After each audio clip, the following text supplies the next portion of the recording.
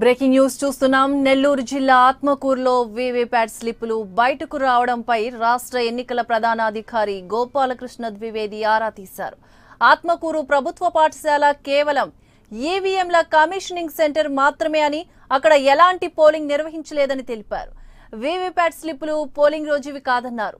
Commissioning సెంటర్లో ballot పత్రాలు పట్టిన తర్వాత చెక్ చేశారని, పోలింగ్ కి ముందే ఒక్కో నియోజకవర్గానికి కేటాయించిన ఈవీఎంలలో బెల్ ఇంజనీర్లు 1000 ఓట్లను పోల్ చేశారని తెలిపారు. మొత్తం వ్యవహారంపై విచారణ జరిపి బాధ్యులపై చర్యలు తీసుకోవాలని నెల్లూరు జిల్లా కలెక్టర్ను ఆదేశించారు. అటు మచిలీపట్నంలో స్ట్రాంగ్ రూమ్ నుంచి ఈవీఎంలు బయటకు తీసుకురావడంపై కూడా ద్వివేది విచారణ జరిపారు.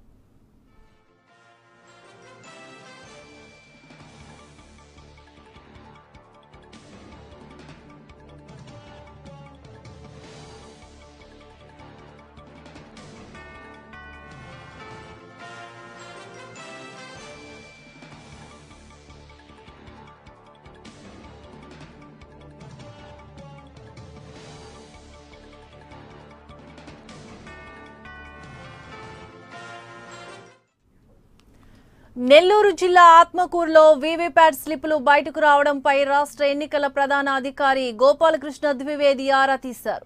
ఆత్మకూరు ప్రభుత్వ పాఠశాల కేవలం ఈవీఎంల కమిషనింగ్ సెంటర్ మాత్రమే అని, అక్కడ ఎలాంటి పోలింగ్ నిర్వహించలేదని తెలిపారు. వీవీప్యాట్ స్లిప్పులు పోలింగ్ రోజువి కాదన్నారు. కమిషనింగ్ సెంటర్లో బ్యాలెట్ పత్రాలు పట్టిన తర్వాత చెక్ చేశారని, పోలింగ్ కు ముందే ఒక్కో నియోజకవర్గానికి కేటాయించిన ఈవీఎంలలో బెల్ ఇంజనీర్లు 1000 ఓట్లను పోల్ చేశారని తెలిపారు. మొత్తం వ్యవహారంపై విచారణ జరిపి బాధ్యులపై చర్యలు తీసుకోవాలని నెల్లూరు జిల్లా కలెక్టర్ను ఆదేశించారు. అటు మచిలీపట్నంలో స్ట్రాంగ్ రూమ్ నుంచి ఈవీఎంలు బయటకు తీసుకురావడంపై కూడా ద్వివేది విచారణ జరిపారు.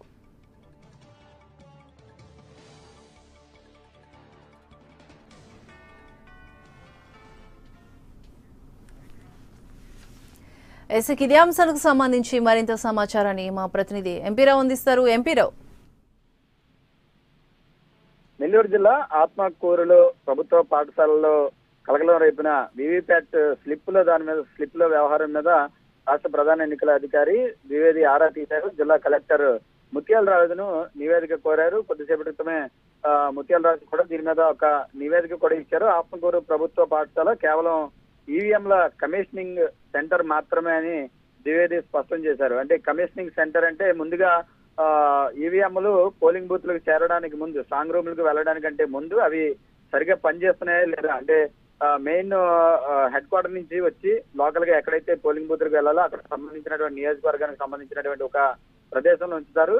అటువంటి దాన్ని కమిషనింగ్ సెంటర్ అంటారు. అక్కడ ఆత్మకూరు ఆర్డీఓ ఆధీనంలో ఉన్నటువంటి ఈవీఎం కమిషనింగ్ సెంటర్ లో ముందుగా బ్యాలెట్ పత్రాలు చెక్ చేశారు. అంటే పోలింగ్ బూత్లు స్ట్రాంగ్ రూమ్లకు వెళ్ళడానికంటే ముందుగానే అక్కడ చెక్ చేయడం, ఈవీఎం మిషన్ లో బ్యాలెట్ పేపర్లు పెట్టి చెక్ చేస్తారు.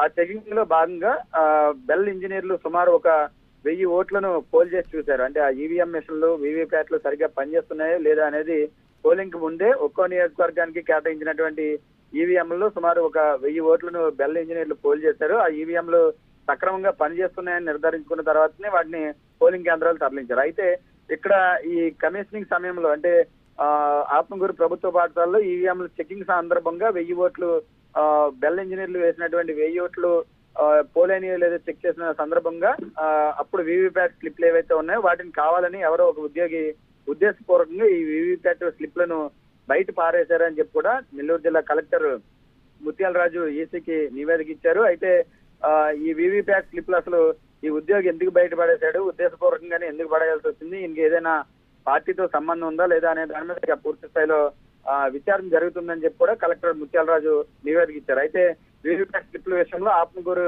ఎన్నికల ఉద్యోగులు నిర్లక్ష్యంగా వ్యవహరించినట్లుగా జిల్లా కలెక్టర్ ఇచ్చినటువంటి నివేదికను బట్టి తేడతెల్లమైంది. కాబట్టి బాధ్యులైనటువంటి ఉద్యోగుల మీద క్రిమినల్ కేసులు పెట్టి తక్షణం అరెస్ట్ చేయాలని చెప్పి కూడా జిల్లా కలెక్టర్ ద్వివేదిని సిఇఓ ద్వివేది జిల్లా కలెక్టర్ ముత్యాల రాజును సిఇఓ ద్వివేది ఆదేశించారు. మొత్తం ప్రతి నియోజకవర్గం పరిధిలో కూడా ఎక్కడ తప్పులు జరిగినా దానికి రిటర్నింగ్ ఆఫీసర్లదే బాధ్యులు కాబట్టి ఖచ్చితంగా వారికి సంబంధించినటువంటి బాధ్యులైనటువంటి ఉద్యోగుల మీద క్రిమినల్ కేసులు పెట్టి తక్షణం అరెస్ట్ చేయాలని చెప్పి కూడా జిల్లా కలెక్టర్ ముత్యాల రాజును ద్వివేది ఆదేశించారు.